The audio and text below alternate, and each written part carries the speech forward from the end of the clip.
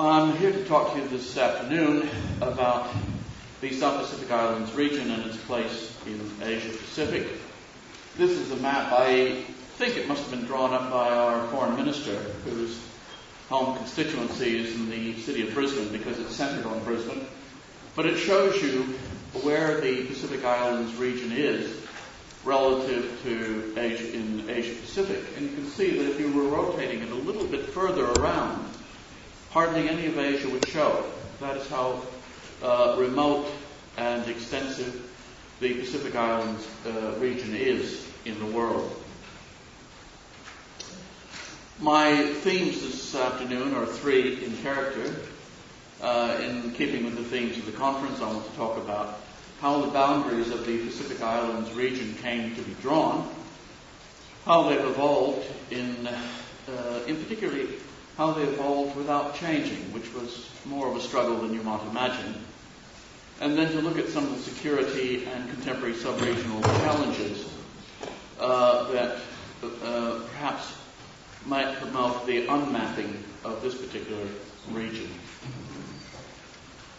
As we've already seen from previous talks, the region really didn't have to look as it does today.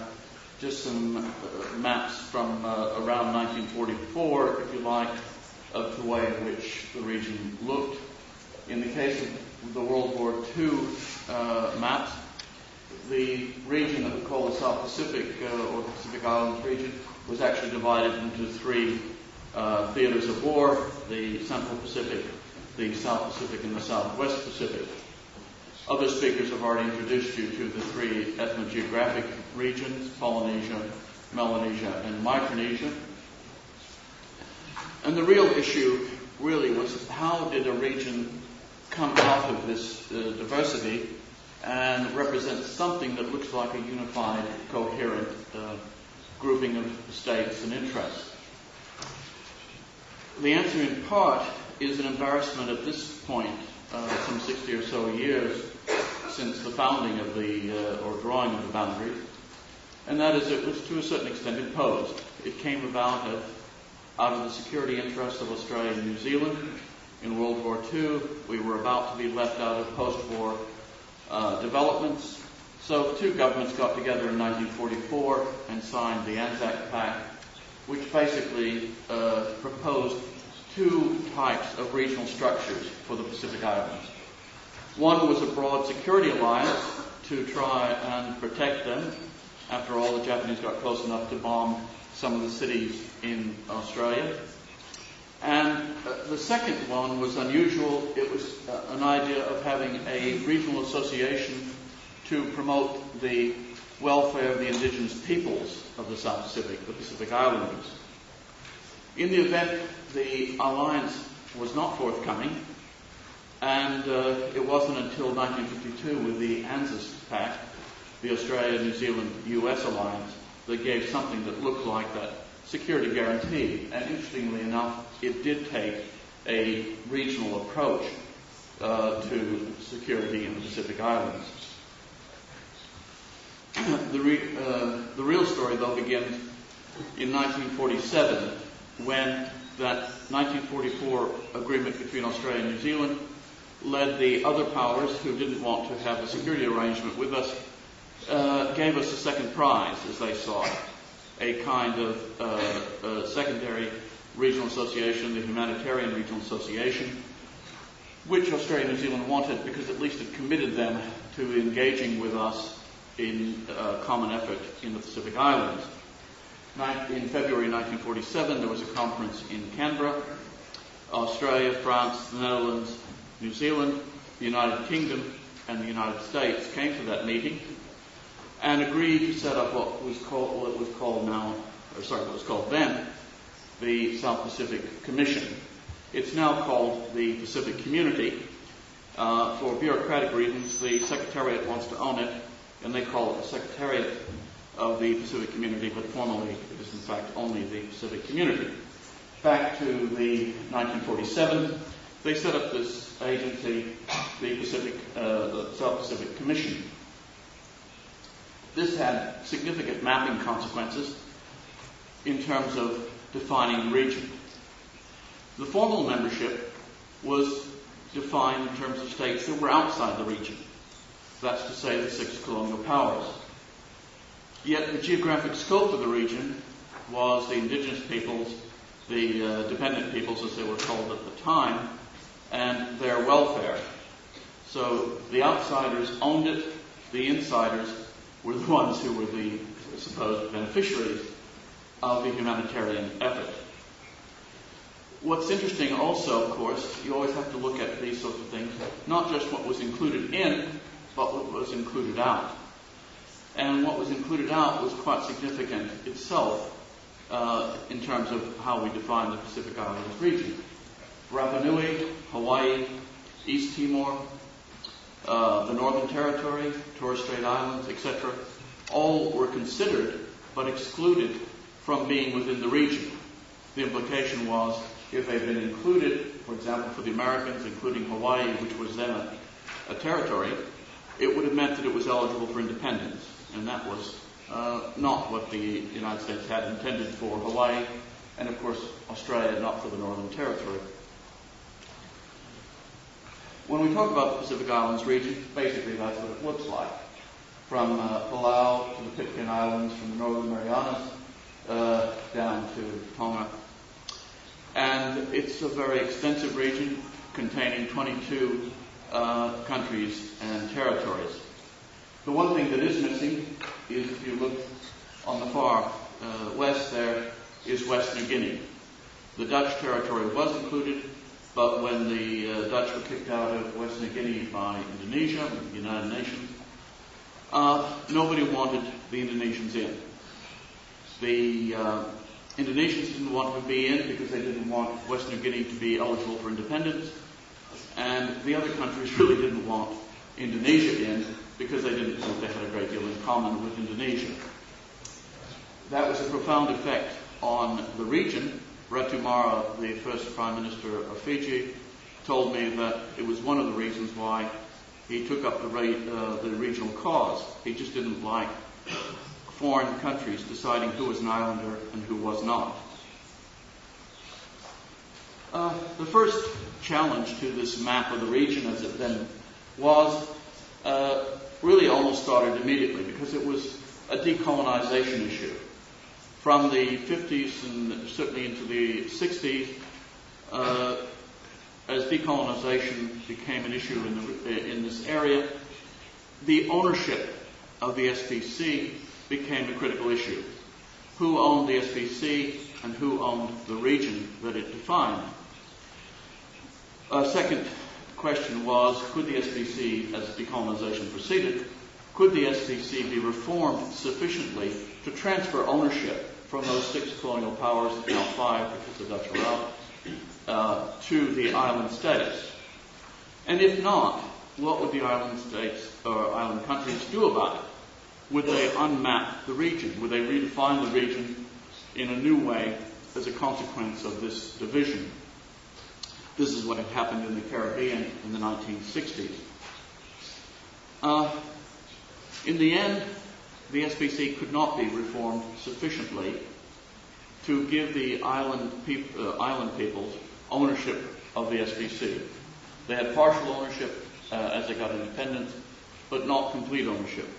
They were not allowed to talk about the nuclear testing in Motoroa, and they were upset by that. In 1971, they decided they needed to have a capacity for an independent discussion on the regional agenda. They decided to set up a second association apart from the SPC that would, in fact, allow them this new kind of ownership. Interestingly enough, as you'll see there, Australia and New Zealand were included in. They were included in as of right. And this is something that isn't always understood. In fact, the first forum, the first South Pacific Forum, as it was called then, met in Wellington in August 1971 to see if this arrangement, this sort of club, could work. They met a second time then in Canberra, 6 months later in February 1972, to try and implement it, to make it work. And in doing this, they had to consider these membership questions: who were in, who were out. Australia and New Zealand were already in. Rakumara there had insisted with Norman Kirk and others that it was appropriate for the island states to have some diplomatic muscle from Australia and New Zealand against the rest of the world. On the other hand, Papua New Guinea, which was approaching self-government but not there, was decided it wasn't ready yet. In other words, to qualify for this club, you had to be independent or in control of your own territory so that you could commit to cooperative measures. They decided not to make it a formal intergovernmental organization. It would remain a club because it would be more convenient to talk politics without the restrictions of a formal organization. The ownership was even more interesting in some ways because they decided on equality. But it was a curious kind of equality. A third of the costs were to be paid by Australia, a third of the cost by New Zealand, and the remaining third to be shared equally amongst the island members. So you can see that even in trying to get this independent voice, there was a certain pragmatism about how far can we go. Well, the forum itself didn't resolve all of these issues. From 1976 onward, there was an attempt by the forum states, or most of the forum states anyway, to promote the idea of a single regional organization so that they could take over the SBC, keep the dependent territories in the region, not redraw the map, but still have control of the region. This went on for 12 years, and by 1988 it was accepted that this idea of a single regional organization simply wasn't going to work. It wasn't going to work in part because the forum itself had multiple agencies included within its family, and that there was a timidity about what would happen if it was pushed. From 1980, roughly 80, 81 onward, the forum states actually had the numbers in the SBC to control the SBC and make it their own, but they knew if they tried, they would force out the French territories, the American territories, the British territories that were not independent, and they were unprepared to push it, so they just said, all right, maybe it was a good idea, but we've gone past it, let's stop.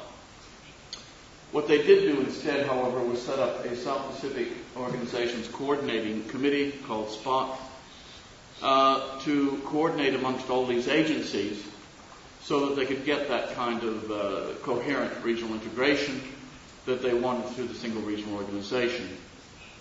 Now, this was basically an administrative arrangement amongst the secretariats, but it did concede to the forum, that's to say the independent states and their association, major control over the regional agenda. But by not being formal and not being requiring membership, it allowed the U.S. territories, the French territories, the British territories, etc., New Zealand's Tokelau and so forth, to continue to be part of this process, even though they were dependent and not fully independent. Intellectually, this became part of what was the Pacific Plan, which I'll talk about a bit later. And in about 1997 or thereabouts, SPOT became CROP, which you don't need to know.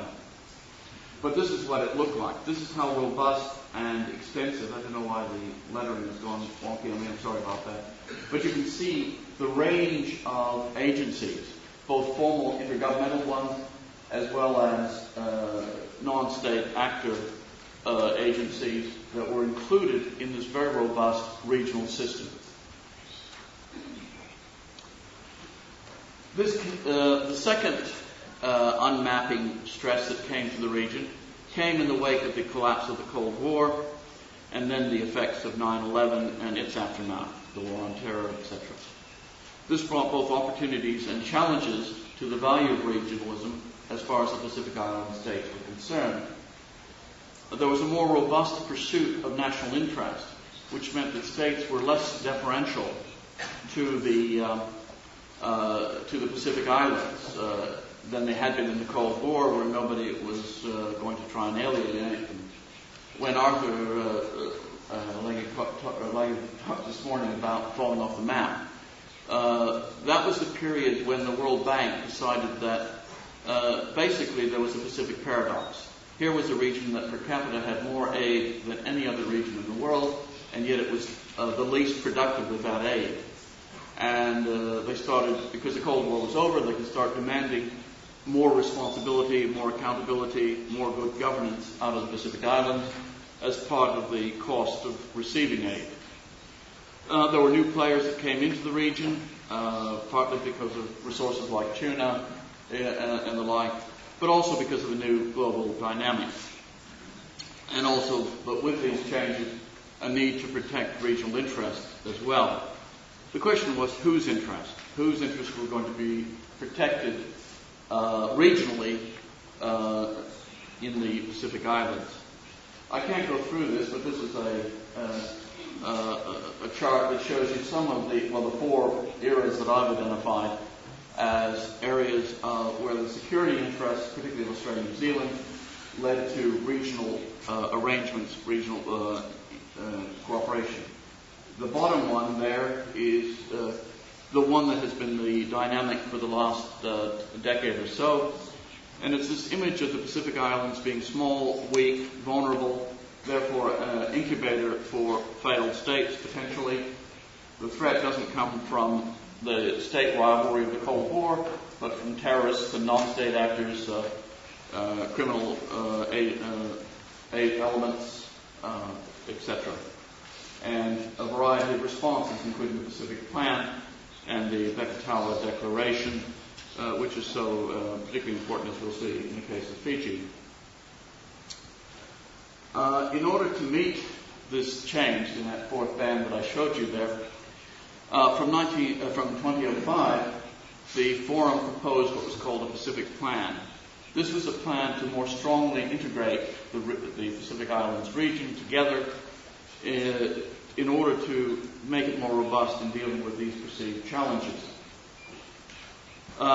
It focused on reforming what was called the regional architecture, collapsing all of those range of organizations that I showed you earlier in CROP, to try and bring them down to two basic agencies. The Forum, the Pacific Islands Forum, as the political leadership, and the SPC as the inclusive body that would keep independent and dependent territories together in a coherent region. In other words, save the boundaries, keep everybody included, but make it more robust, bring it more under the control of the independent states and their agenda. It also built very heavily on Australia and New Zealand's special place in the region.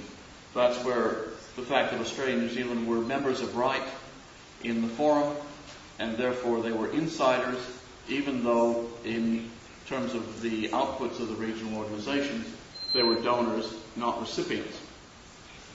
Now, the Pacific Plan intended to be so comprehensive that foolishly it was originally described as pooled sovereignty. In other words, some sort of European Union kind of extra supranational sovereignty that would take away some of the independence of the island members. And this did alienate some of the island members who saw in the Pacific Plan basically an attempt to put Australia and New Zealand at the center of a regional structure that in effect gave them more ownership than their one-third share. It has suffered in recent years for a variety of reasons. It's been difficult to implement and so forth, but particularly because of the sanctions against the government of Fiji since the coup in the end of 2006. The question is, will it now unravel?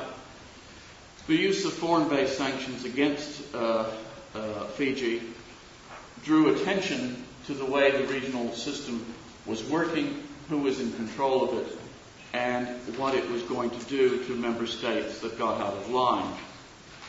This created a difficulty, particularly because the government of Frank Bainimarama has pushed heavily against these sanctions, pushed back against the regional system, and challenged the role that Australia and New Zealand have had in regional affairs through the Forum. To quite separate strands have emerged in this. One was to save the region as a whole by trying to relegate Australia and New Zealand to the sidelines, putting them in the category of France, the UK, and the US in the SPC.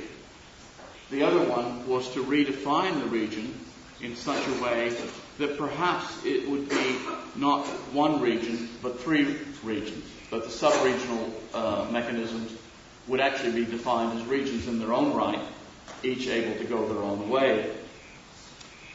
The principal sub-regional body is the Melanesian Spearhead Group.